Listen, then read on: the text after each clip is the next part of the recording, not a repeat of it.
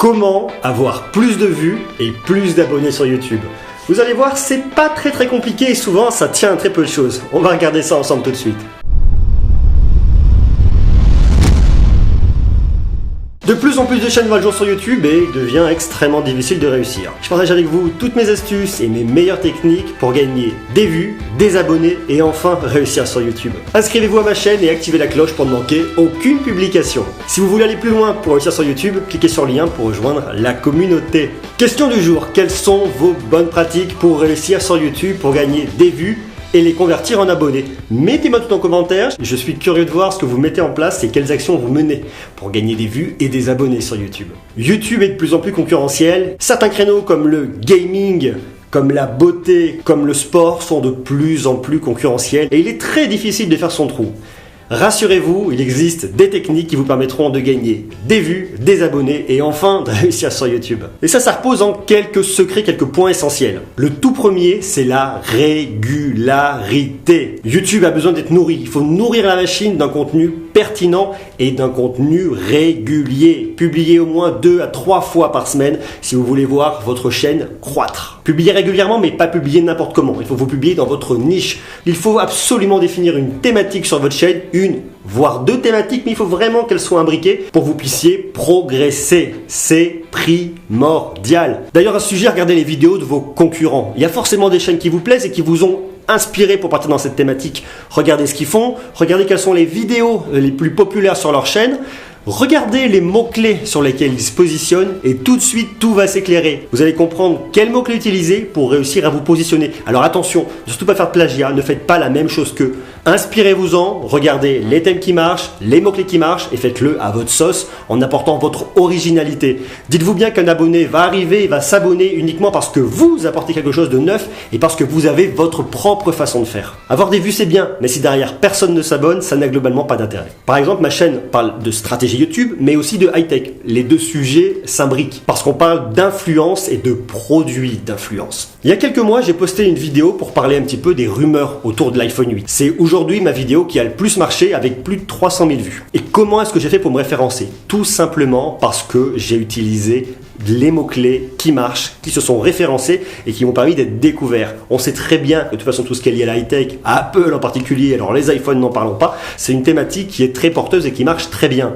Seulement, il y a beaucoup de vidéos qui existent sur l'iPhone 8 et elles sont pas toutes aussi bien référencées que la mienne. Quand j'ai fait cette vidéo, je devais avoir moins de 1000 abonnés. Ma chaîne a vraiment augmenté. 300 000 vues, plein d'abonnés qui sont venus, et tout ça parce que j'ai appliqué la bonne stratégie. J'ai choisi les bons mots-clés, bien écrit mon titre, bien écrit ma description, et j'ai travaillé le contenu de cette vidéo. Il est très clair que YouTube ne m'a pas référencé immédiatement. Je me rappelle quand j'avais cette vidéo, je me suis dit, bon, 200, 300 vues, 400 vues, la vidéo ne décolle pas. Et je me suis rendu compte au bout de un mois et demi que ma vidéo était carrément en train d'exploser. Je voyais des abonnés arriver, je voyais mon compteur augmenter, 10 000 vues, c'était mon plus gros record, 10 000, 20 000, 30 000.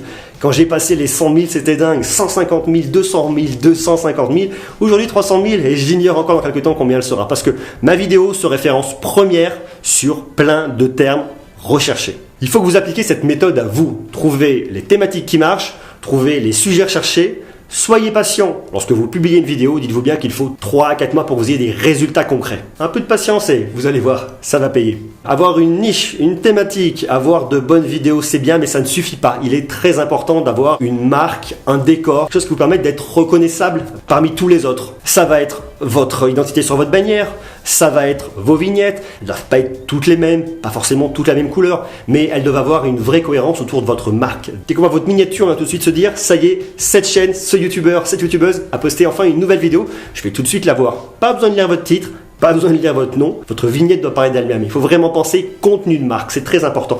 De même, sur votre décor, il faut vraiment que vous pensiez à votre marque, comment vous allez valoriser votre marque. Moi par exemple, ma marque elle est toujours présente, vous la voyez ici. J'ai un fond rouge, ça apporte de la chaleur, ça apporte une couleur.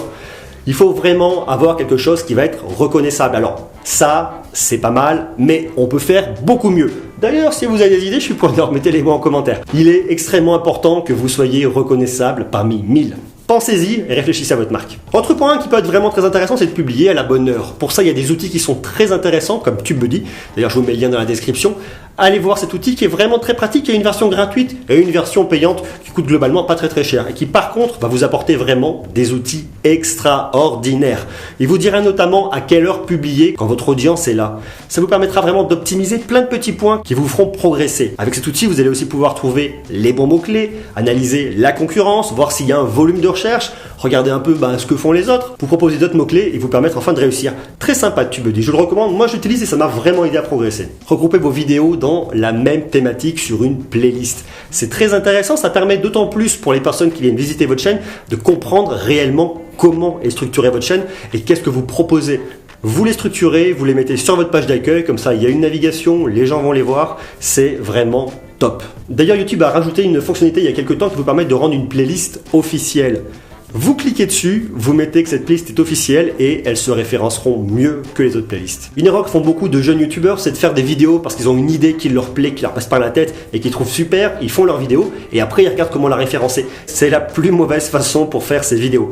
Il vaut mieux trouver la bonne idée, le bon mot-clé qui va se référencer dans votre thématique. Toujours dans votre thématique, ne sortez pas parce que si vous faites tout et n'importe quoi, après vos visiteurs, vos spectateurs vont se perdre, ils ne s'abonneront pas, voire pire, ils se désabonneront et ça nuira à votre chaîne. Non, trouvez la bonne thématique, le bon mot-clé, faites une vidéo dessus, vous pouvez en faire 2, 3, 4, 5 différentes en ayant des approches relativement différentes.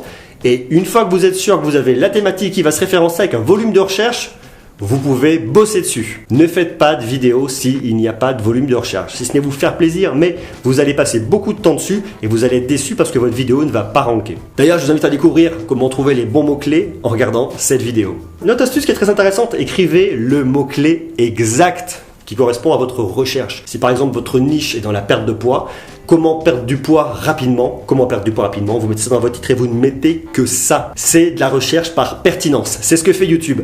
Quand quelqu'un va taper dans sa barre de recherche comment perdre du poids, ça va lui suggérer comment perdre du poids rapidement. Il faut que vous ayez vraiment une pertinence pour vous référencer. D'ailleurs, une fois de plus, je vous invite à aller voir cette fiche qui vous explique comment écrire de bons titres qui vous permettront d'avoir plein de vues sur YouTube. Et pensez vraiment à augmenter la qualité de vos vidéos. Quand vous regardez vos vidéos, est-ce que ça correspond à ce que vous aimez vous regarder chez des youtubeurs que vous aimez? Est-ce que le contenu que vous proposez est à la hauteur?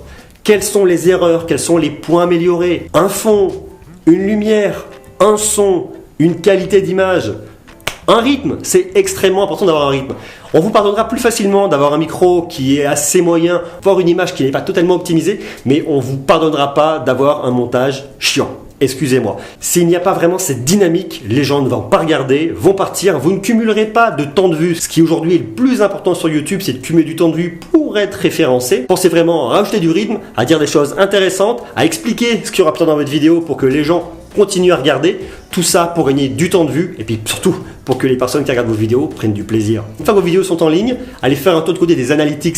C'est très simple. Cliquez sur le bouton Analytics directement en dessous de votre vidéo et regardez le temps de vue cumulé par rapport à votre temps de vue moyen de votre chaîne. Regardez comment sont arrivés les spectateurs dessus, comment vous avez été découvert, des suggestions, de la recherche, est-ce que c'est une publication à l'extérieur de YouTube? C'est très intéressant, ça permet de comprendre beaucoup de choses. Est-ce que votre contenu plaît? Est-ce que les gens décrochent? Si oui, à quel moment? Pour quelle raison? Et qu'est-ce que vous pouvez faire pour remédier à ça? Ça vous aidera énormément dans votre progression. Ces points-là sont essentiels, mais il y en a encore plein d'autres. D'ailleurs, si vous voulez progresser sur YouTube, je vous invite à aller voir cette vidéo qui vous donnera les 10 bonnes astuces pour progresser quand on commence sur YouTube.